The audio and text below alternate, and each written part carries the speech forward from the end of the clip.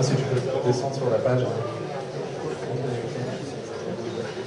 Donc aujourd'hui, Substance est utilisé par, je dirais, à peu près 70 à 80% des grosses productions de jeux vidéo. Donc là, vous pouvez voir nos plus gros clients. Donc ça, c'est vraiment les gens qui ont drivé le feature set de nos outils. Donc les features principales aujourd'hui dans Substance Painter et Substance Designer ont été vraiment drivées au départ par ces grands clients.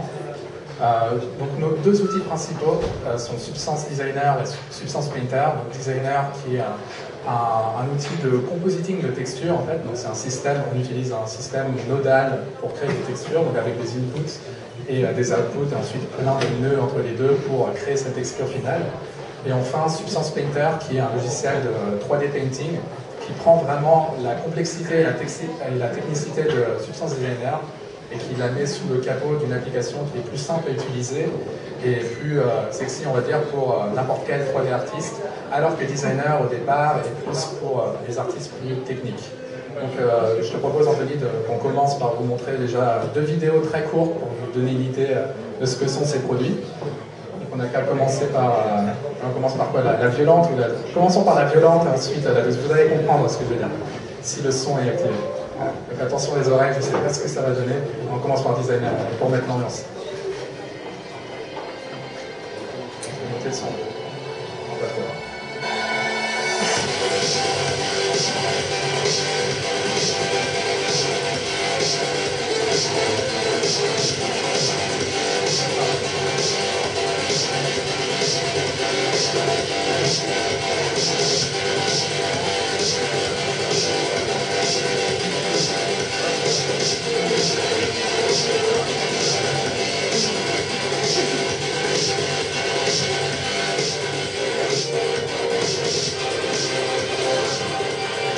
Donc ça c'est la vidéo qu'on a sortie il y a un mois pour Substance Designer 5.3. On est en train de montrer, en fait la grosse nouveauté de cette version c'est l'intégration de Iray, donc moteur de rendu créé par NVIDIA pour faire un path tracing GPU accéléré au quasi temps réel. Donc ça c'est la dernière nouveauté maintenant. En fait non seulement on fait du texturing dans Designer mais aussi du rendu très haute qualité. Donc maintenant on va passer à Substance Designer, donc c'est une vidéo qu'on a...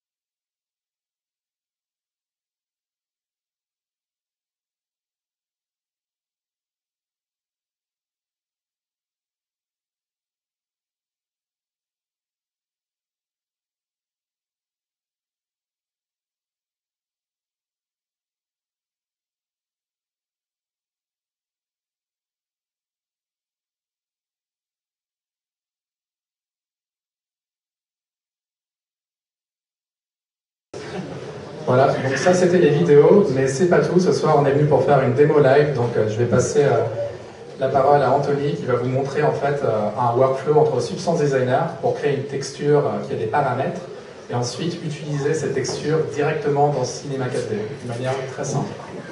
Voilà, à toi Anthony. Merci Alexandre. Bonsoir à tous. Peut-être, sinon c'est un peu fort. Bonsoir à tous. Je vais vous présenter ce soir donc l'intégration qui a été faite de Substance dans Cinema 4D. Substance, donc qu'est-ce que c'est? C'est le format de fichier de texture procédurale qui est généré à partir de nos outils. Ici, Substance Designer, qui vous a été brièvement introduit par Alexandre.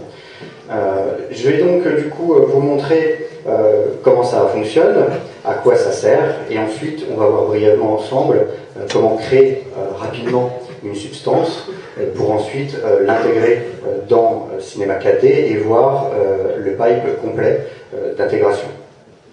Le plugin est gratuit. Il se trouve sur notre site internet.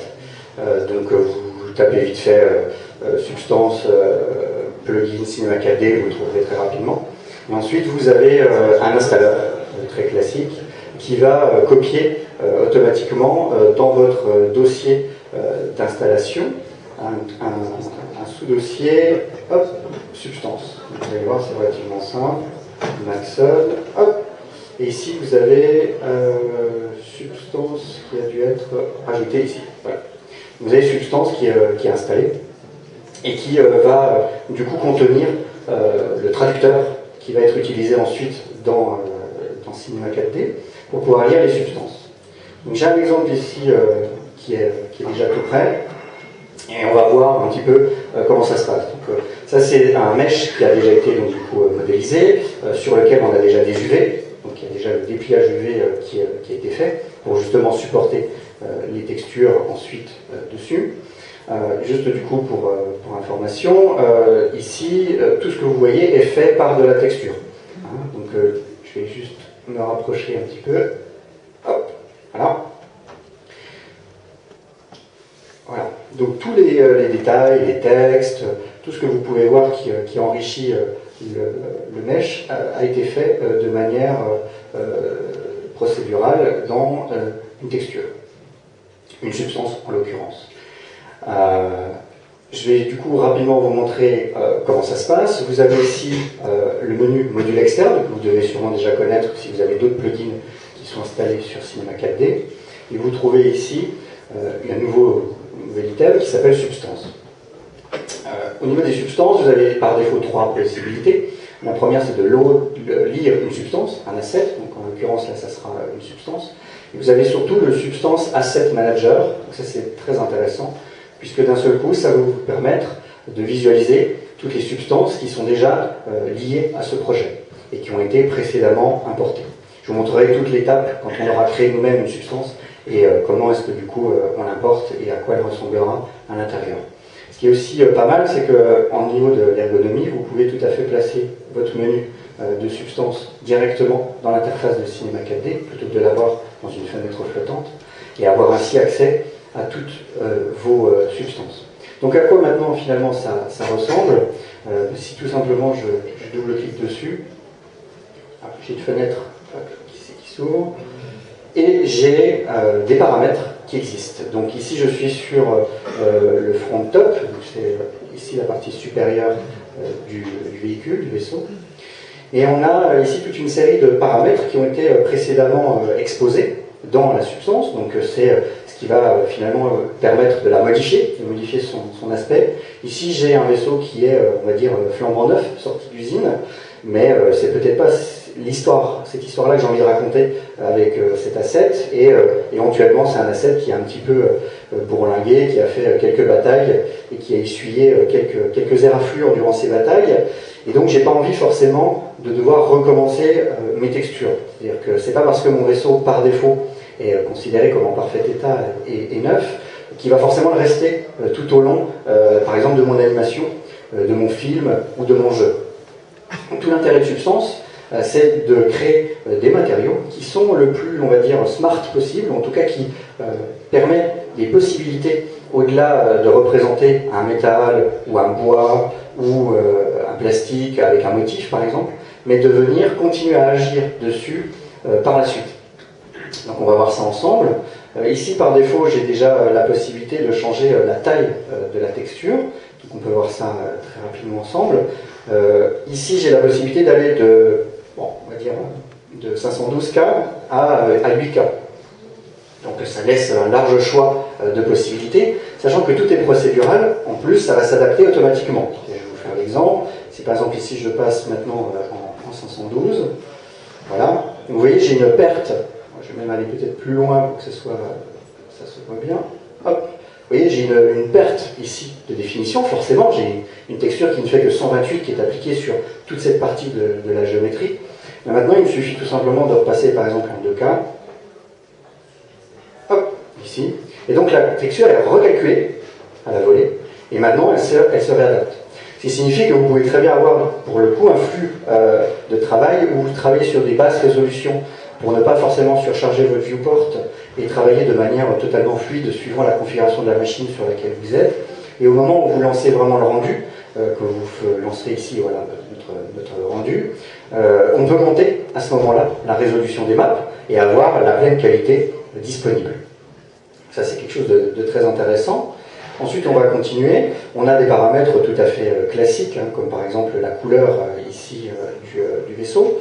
Donc, par exemple, maintenant, si je change la couleur, hop, c'est recalculé. Donc, on le voit ici, hein, sur cette petite partie-là.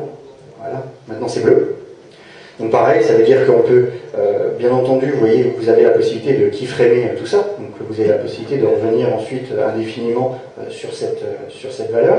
Hop, je vais revenir à ce qui était avant. On a ensuite des paramètres, bon, ça c'est quelque chose de finalement très classique, mais qui va vous permettre d'être beaucoup plus souple dans la mise en œuvre de vos assets, de permettre de changer assez facilement de couleur si par exemple ça ne plaît pas au client et qu'il a envie de tester autre chose.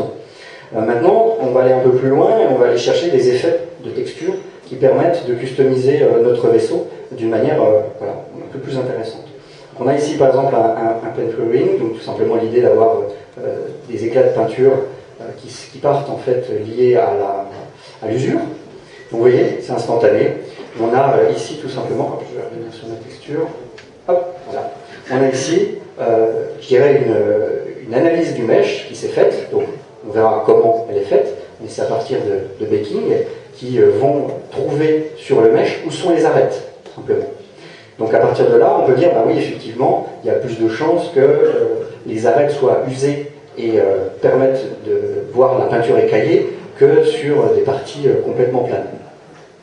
Ce qui est bien, c'est que j'ai complètement la main dessus, c'est-à-dire que je peux faire autant quelque chose, on va dire, de très léger, comme ici, ou alors carrément de venir complètement voilà, érafler ici toutes les arêtes de ma géométrie. Ça, c'est assez intéressant. Hop. Donc on a aussi la possibilité, par exemple, de rajouter des scratchs. Donc on va continuer, on va dire, à dégrader la qualité de notre mesh pour le rendre, on va dire, un peu plus vieilli. Donc pareil, hop, je peux rajouter des scratchs. Hop, je commence à les voir. Hop, les voilà. Donc là, les scratchs se positionnent à des endroits différents. Ils sont drivés par finalement d'autres paramètres. Ce qui peut être aussi assez intéressant. Je vais voir si ça devrait fonctionner, mais normalement ça devrait. Si je fais une petite zone interactive, il devrait calculer ça proprement. Voilà. Donc voilà, on voit bien nos éraflures et l'usure de notre mèche qui est apparue. Donc on a effectivement tous ces paramètres. On a aussi la possibilité de rajouter de la rouille. Donc typiquement, on va pouvoir piquer voilà, avec de la rouille notre métal. Donc on continue finalement à le dégrader. Je continue à vous dire que tout ça c'est bien entendu non destructif et animable. Donc vous pouvez à loisir tweaker à volonté l'effet que vous souhaitez avoir et l'animer. Donc typiquement si on veut créer un vieillissement de cet engin parce qu'il passerait par exemple à travers une tempête de sable ou après une bataille avec d'autres véhicules, c'est tout à fait possible et animable sans que ça demande de retravailler après chaque shot pour charger des texture sets différents. Voilà. Là, ce qui est toujours important, c'est que je garde une seule substance qui, elle, va apporter ce complément d'information et de structure pour pouvoir ensuite customiser au maximum l'effet souhaité. Donc ici, par exemple, on a des drips, donc on a des coulures en fait de rouille. On les voit apparaître ici, par exemple. On a un point de rouille, et puis on a les coulures ici qui suivent la géométrie. Par exemple, si je les enlève, voilà, elles disparaissent. Donc tous ces effets-là, en fait, sont conçus grâce à l'outil Substance Designer et vont du coup permettre de créer ces textures sets. Donc je montre des textures qui sont quand même assez évoluées et qui montrent un peu toute l'étendue de l'outil. On a aussi par exemple de la poussière, donc admettons là on voit qu'on est plutôt dans une scène on va dire désertique, donc très vraisemblablement le vaisseau a dû attraper de la poussière sur son passage. Donc c'est toujours pareil, hein, très simple, on a une simple tirette et on vient rajouter des informations de poussière. Là par exemple, tout est couvert de poussière. Et ce qu'il faut savoir, c'est que quand on fait ça, on agit sur tous les paramètres. C'est-à-dire que si j'enlève de la poussière, forcément le métal va apparaître avec beaucoup moins de brillance, puisqu'il va y avoir une surcouche par-dessus. Donc on va avoir une montée de la roughness, et donc dans ce cas-là, avoir quelque chose qui va beaucoup moins briller. Et bien tout suit automatiquement pour pouvoir justement avoir un contrôle complet sans avoir à se poser la question si tout ceci continue à être crédible ou non. Hop. Ici je fais à nouveau un rendu interactif. Ça va se calculer assez vite.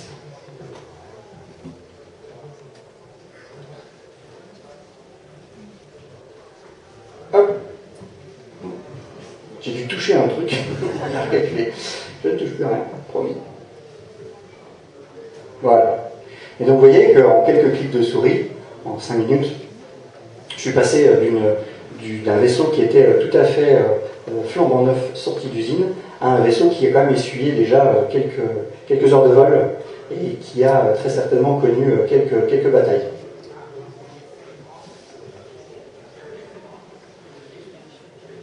Donc, du coup, on verra peut-être mieux en grand.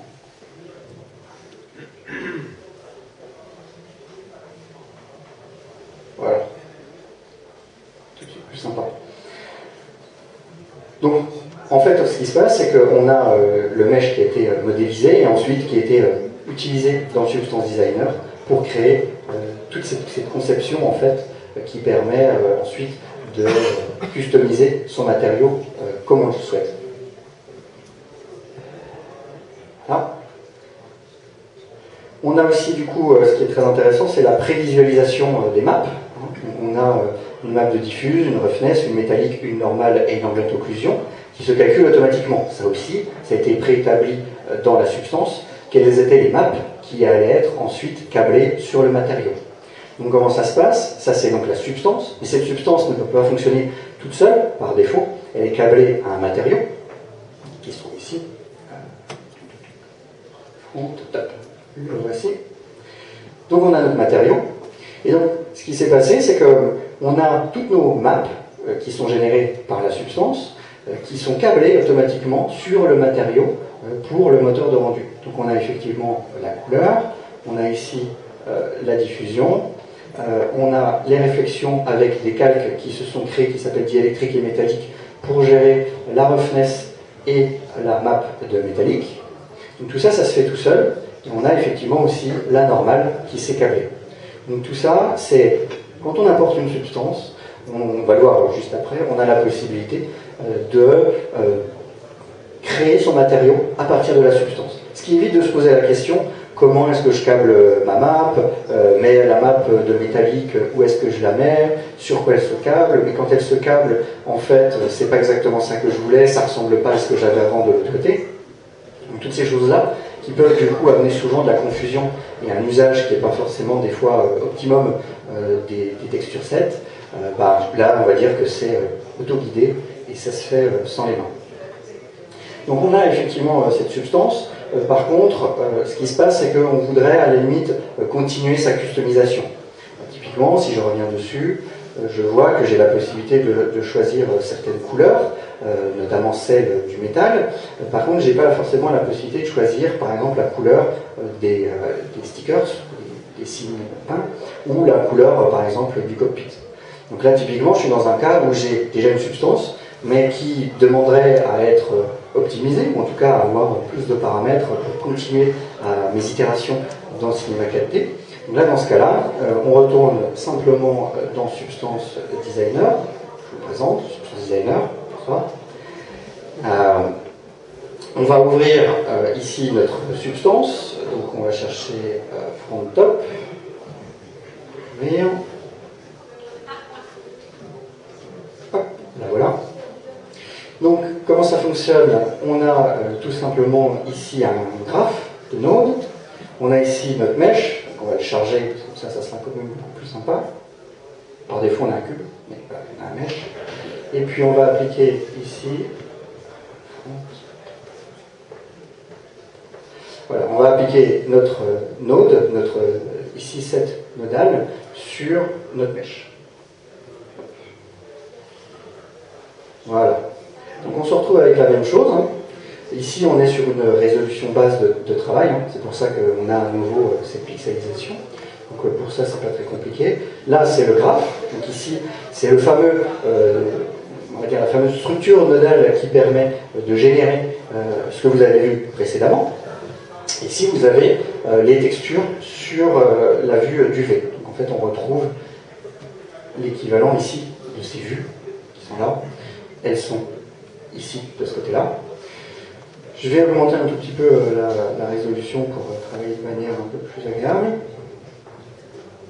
Hop. Donc ça calcule, hein. Donc à chaque fois qu'on change la résolution, il va recalculer tous les éléments. Hop. Une première fois et une deuxième fois. Voilà. On a à nouveau quelque chose de propre. Ici, donc ce qui m'intéressait d'avoir, c'était la couleur ici des autocollants, enfin des peintures, et puis la couleur du cockpit. Donc comment ça fonctionne? On a ici, comme disait Alexandre, des inputs. Donc ici, on a des maps qui ont été en partie ce qu'on appelle backées. On verra ça rapidement ensemble. Donc c'est tout simplement une série de calculs qui sont faits sur la géométrie pour en déterminer des informations. La normale, le worst normal, la thickness, la curvature, donc est-ce que c'est plat ou est-ce que c'est incurvé, etc. qui vont permettre du coup d'avoir ces fameuses informations qui permettent de driver ensuite les effets. Donc je vais venir ici et je me dis voilà, en gros j'ai on va dire des entrées, ici des sorties, et puis un gros nœud au milieu qui fait plein de choses. Donc ce gros nœud au milieu qui fait plein de choses, en fait, il est ici, et j'ai une série de paramètres qui sont distants. Et ce sont les paramètres que je vais retrouver ici dans ma liste. Donc c'est relativement simple. Je dis ces paramètres-là, je veux les rendre accessibles, du coup, ils apparaissent ici dans cette liste. Donc je vais continuer, je me dis, ah oui, effectivement, j'ai un paramètre qui s'appelle decals_color. Donc a priori c'est ça, on va regarder ensemble. Si je passe par exemple en rouge, qu'est-ce qui se passe? Voilà, donc ok, c'est le bon paramètre. Je vais ça remet en blanc. Et ensuite je demande tout simplement à ce que ce paramètre soit exposé. Exposé, ça veut juste dire, voilà, pour l'instant il est au niveau du node, mais j'aimerais qu'il soit au niveau de la substance.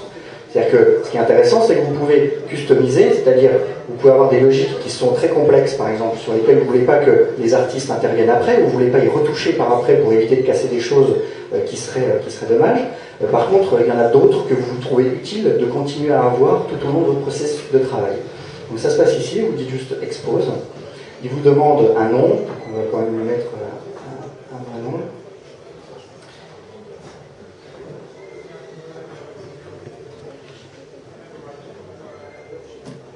Et voilà. Donc là, il disparaît, ici, de cette liste. Par contre, maintenant, il est disponible plus haut au niveau du graphe. Voilà. Decals_color, je le trouve ici. Il est bien exposé. Je vais faire de même pour la couleur du cockpit, qui m'intéresse. La couleur du cockpit, c'est encore plus simple. C'est tout simplement ici ce qu'on appelle une uniform color. Donc c'est une valeur RGB, tout simplement. Je vais juste vérifier si effectivement c'est bien la bonne. Si je passe en bleu, ça redevient bien bleu. Donc, je vais mettre juste une valeur par défaut un peu plus consistante. Voilà. Et là, c'est exactement le même exercice. Je fais ici, je demande, je fais expose. Je lui donne à nouveau un nom cohérent.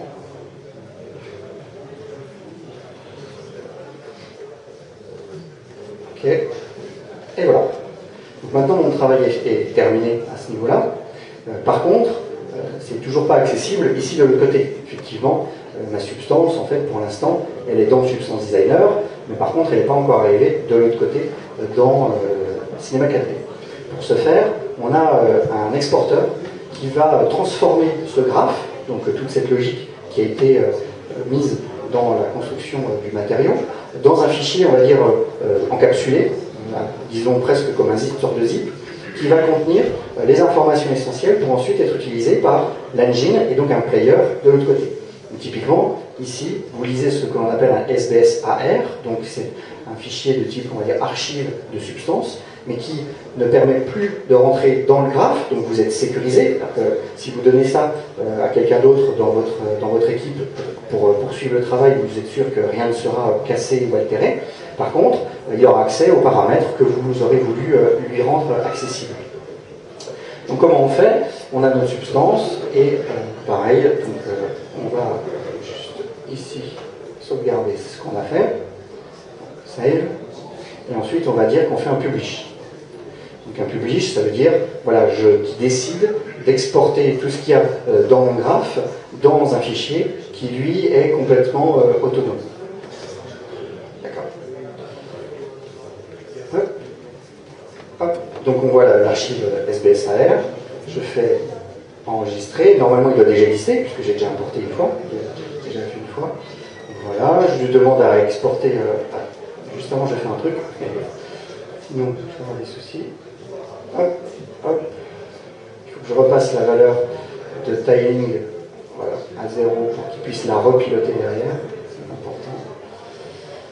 Donc voilà, donc je vais descendre en qualité ici dans du port, mais ça c'est pas très grave. Est-ce que ça a l'air enregistré? Oui. Je garde le même nom. Donc là, il a changé le fichier de son côté. Et alors maintenant, ici, ce qui est génial avec l'Asset Manager, c'est que j'ai la possibilité ici de réimporter.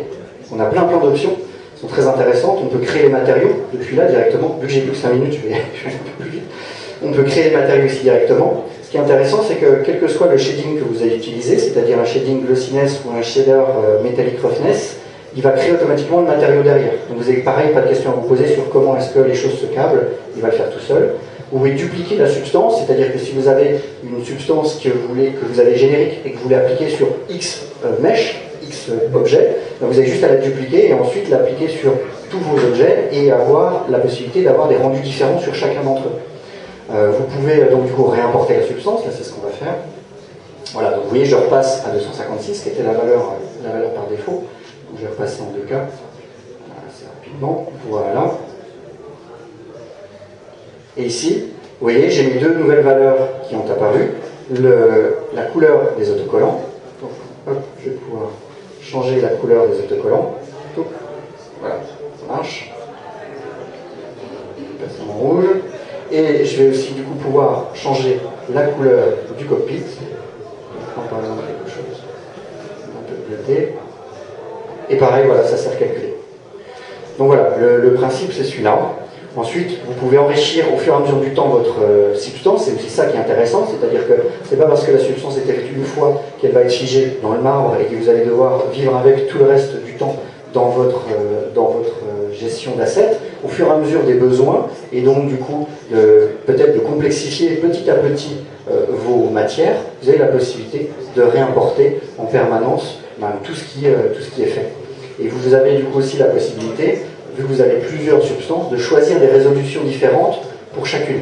Ça aussi, ça peut être intéressant en production, c'est-à-dire que vous avez typiquement des focus qui sont faits sur certaines parties, mais pas sur d'autres. Donc à quoi ça sert d'avoir du 4K partout ou du 8K, alors que vous pouvez très bien avoir une map de 4K sur un objet sur lequel vous savez qu'il va y avoir un focus, et puis le reste peut-être en 1K, parce que c'est des objets lointains qui de toutes les manières suffiront largement en termes de visualisation pour avoir une qualité optimum et minimiser aussi du coup l'espace qui est pris par les maps. Alors, hop. Hop, merci. Voilà, on a aussi du coup la possibilité de faire ce qui est très intéressant aussi, de faire des textures, des sets de paramètres. Alors c'est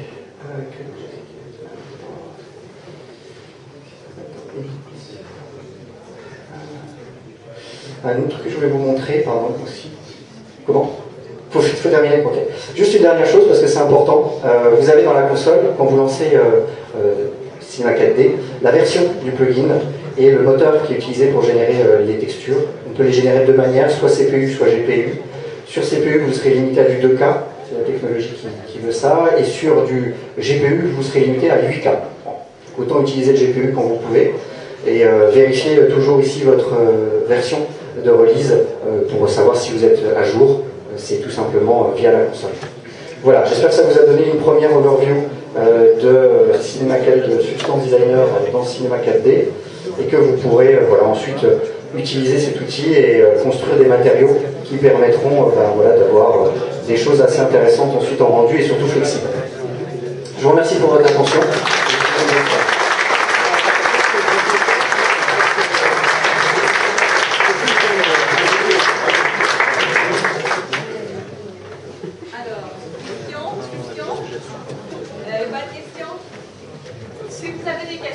J'ai une question quand même. Bonsoir à tous. Non, je vais être gentil avec Anthony parce que je le connais. T'as pas dit le prix, Anthony? Le plugin est gratuit. Substance Designer. Alors, les prix de Substance Designer. Hop, c'est ici, sur notre site internet. Vous avez plusieurs formules, mais je pense qu'Alexandre est mieux placé que moi pour en parler. Vous avez le Substance Live. Franchement, je suis là, hein. Substance Live, on va en remettre, à l'Economic Fit, on va en remettre 3 ce soir à des gagnants. Donc, n'oubliez pas de vous inscrire dans la boîte de tirage. Il y a 3 licences qui vont être reliées ce soir par Juste un dernier mot sur le licensing, en fait, c'est qu'on a adopté un nouveau modèle depuis l'année dernière qui était très innovant dans le secteur, c'est-à-dire qu'on a splitté entre les pros et les indies.